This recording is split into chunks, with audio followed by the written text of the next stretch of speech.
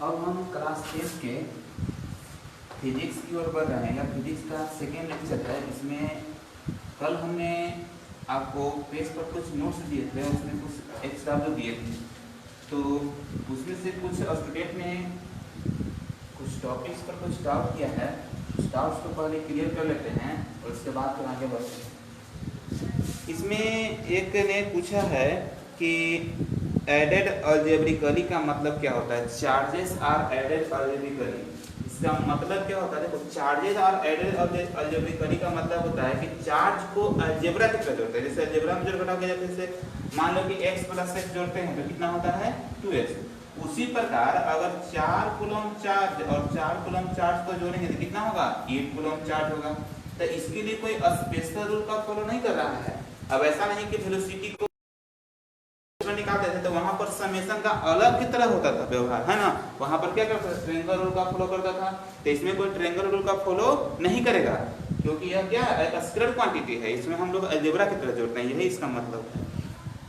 दूसरी बात में डाउट है स्टूडेंट्स को कि आखिर कूलॉम्स लॉ को फिर से बताइए और क्वांटाइजेशन का मतलब क्या होता है। कि charges are quantize, charges quantize होते हैं, तो चार्जेस क्वांटाइज का मतलब क्या होता है।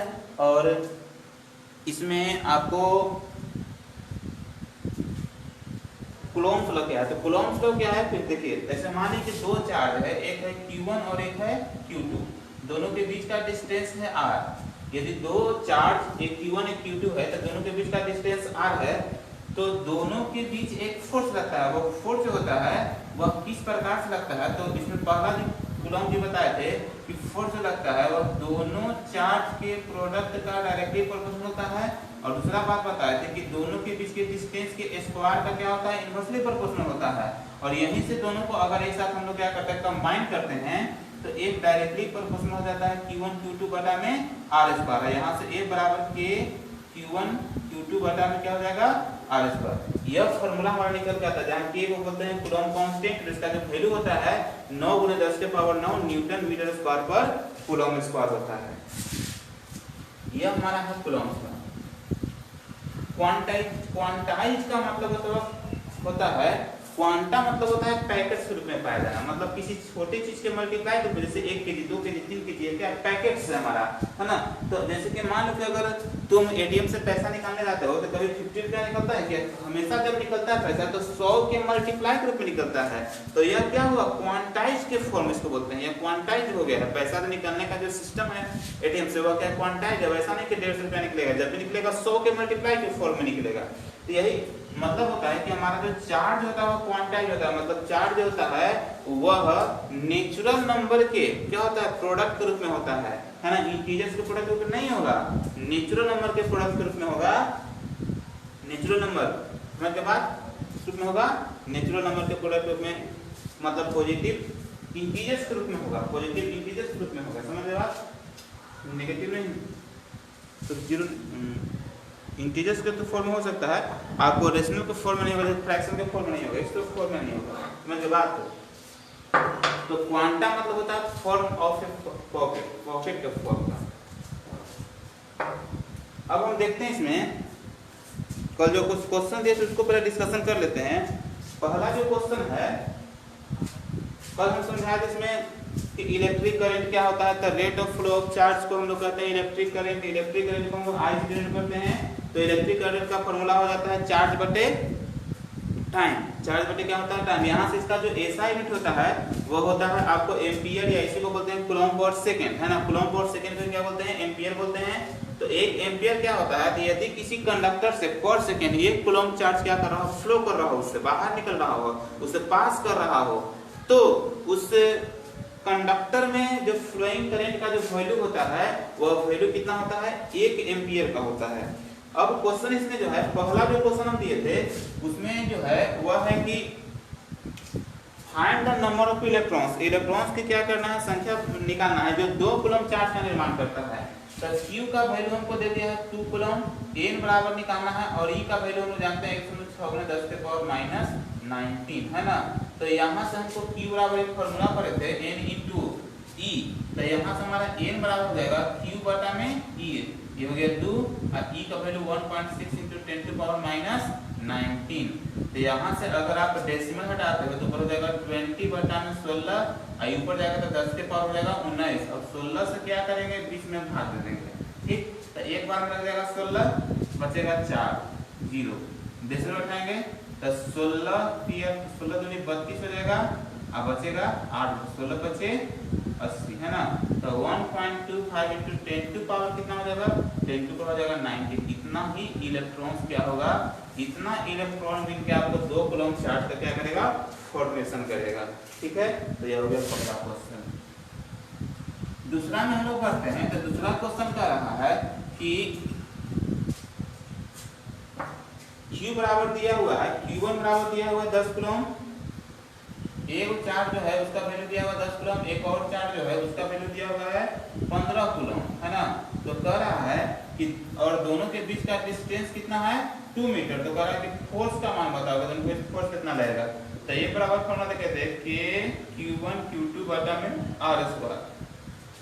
k का वैल्यू 9 गुने 10 के पावर 9, q1 की जगह पर हो जाएगा 10, q2 की जगह हो जाएगा आपको 15 और बटा में r², तो 2 के स्क्वायर।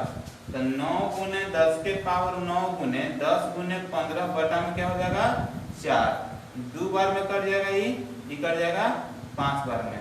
तो 9 गुने 1 को 10 यहाँ निकाल लेते हैं काटने के लिए, यहाँ 10 के पावर कितना हो जाएगा 8 बचेगा, गुने 5 गुने 15 नीचे हो जाएगा 2, 2 से कट जाएगा ये 5 बार में। तो 5 25 हो गया, 25 9 हो गया कितना 25 है 225 और 225 में 15 से गुना कर देते हैं। तो 5 25 2 5 10 2 12, एक बचा 15 से 1 11, 5 2 2 5 5 2 7 3 3, तो 3 3 7 5 इंटू 10 टू पावर हो गया 8। इतना न्यूटन आंसर हो जाएगा, ठीक है।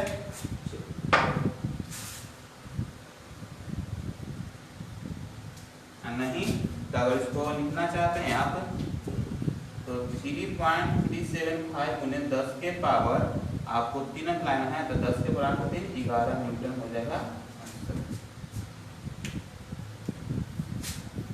तीसरा क्वेश्चन देखते हैं। तीसरा में कह रहा है कि डिस्टेंस निकालिए। डिस्टेंस अगर मान लीजिए कि 2 को चार्ज है, उनके बीच के डिस्टेंस को हम लोग क्या कर देते हैं 3 गुना कर देते हैं।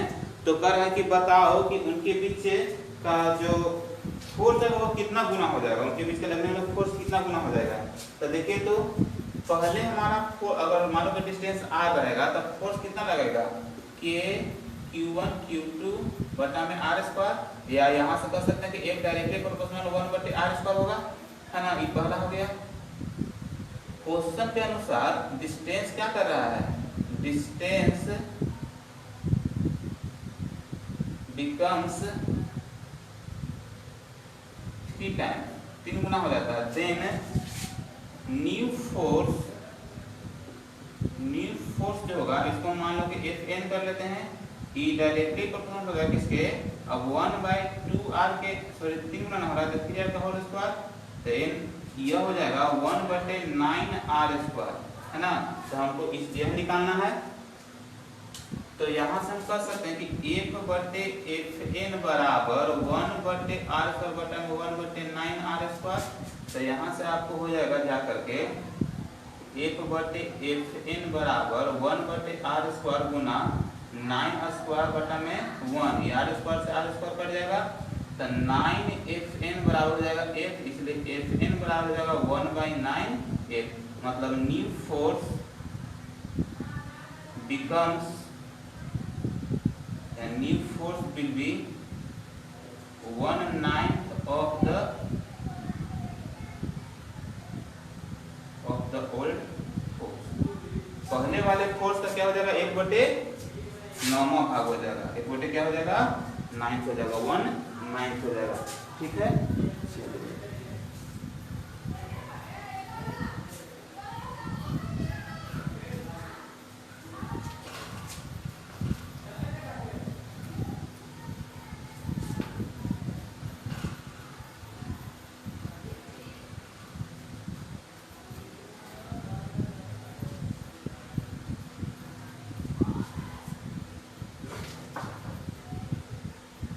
4 नंबर क्वेश्चन कह रहा है कि करंट के मान निकालो, है ना। चौथा में कह रहा है कि I बराबर वाट होगा यदि n बराबर 1000 आपको इलेक्ट्रॉन्स हो और T का वैल्यू दिया हुआ एक पर सेकंड कर रहा है। तो देखो तो I बराबर फॉर्मूला देख सकते हैं हम लोग Q/T। I बराबर Q की जगह लिख सकते हैं NE/T। तो n नंबर ऑफ इलेक्ट्रॉन कितना है 1000 गुना E के वैल्यू 6 गुना 10 के पावर -19 और बटा में T की जगह कितना हो जाएगा 1।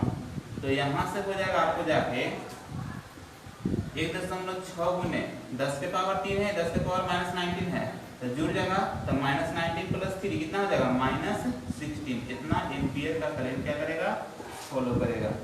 5वां नंबर क्वेश्चन कह रहा है कि करंट यदि कितना है 2 एम्पियर है, करंट कितना है 2 एम्पियर, टी का वैल्यू दिया हुआ है 1 सेकेंड। तो कह रहा है कि नंबर ऑफ इलेक्ट्रॉन बताओ, n बराबर हो गया वाट। तो देखो तो हम जानते हैं कि हमारा I बराबर फॉर्मूला होता है Q/T। तो I बराबर फॉर्मूला n × E/T। अब यहाँ से यही हमको n निकालना है, तो गुना करेंगे n E/, हो जाएगा I × T। तो n बराबर हो जाएगा I × T बटा में E। तो I की जगह वैल्यू हो जाएगा कितना 2 एम्पियर। I की जगह वैल्यू हो जाएगा 2 एम्पियर, हो जाएगा ना।